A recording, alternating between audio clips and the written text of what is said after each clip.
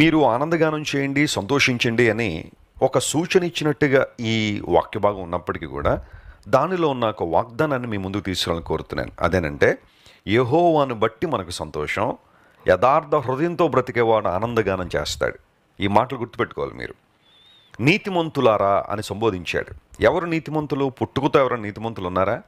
Bible సెలవిస్తుంది, నీతిమంతుడు లేడు, ఒక్కడునూ లేడు. There is none righteous in the sight of God. మనుషుల దృష్టిలో నీతిమంతులుగా ఉండాలని కొంతమంది ప్రయత్నం చేస్తారు. బహుశా మనుషుల దృష్టిలో మంచివాళ్ళుగా ఉండడానికి ప్రయత్నాలు చేసేవాళ్ళు ఉన్నారు. ఆ ప్రయత్నాల్లో సఫలులైన వాళ్ళు కూడా ఉండొచ్చు.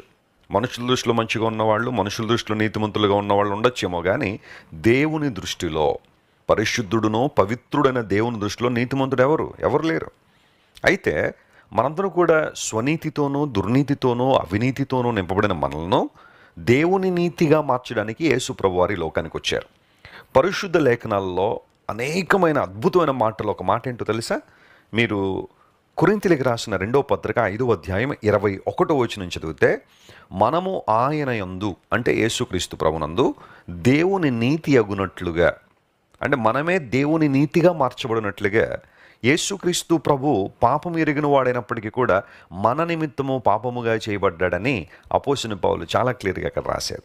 ఆ మాట చదువుతున్నప్పుడు నాకు చాలా సంతోషం అనిపిస్తుంది. ఎందుకోసం తెలుసా? యేసుక్రీస్తు ప్రభు పాపం లేనివాడు. ఆయన పాపం ఎరుగని దేవుడు.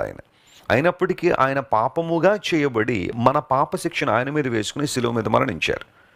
మన పాపాలను ఆయన భరించాడు. ఎందుకంటే మనము ఆయన ద్వారా, క్రీస్తు ప్రభు ద్వారా, క్రీస్తు ప్రభు యందు దేవుని నీతి అగునట్లుగా, మనం ఏ ఒక్కరు నీతిమంతులం కాదు, కానీ క్రీస్తు ప్రభు ద్వారా మాత్రమే మనం దేవుని నీతిగా మార్చబడుతున్నాము.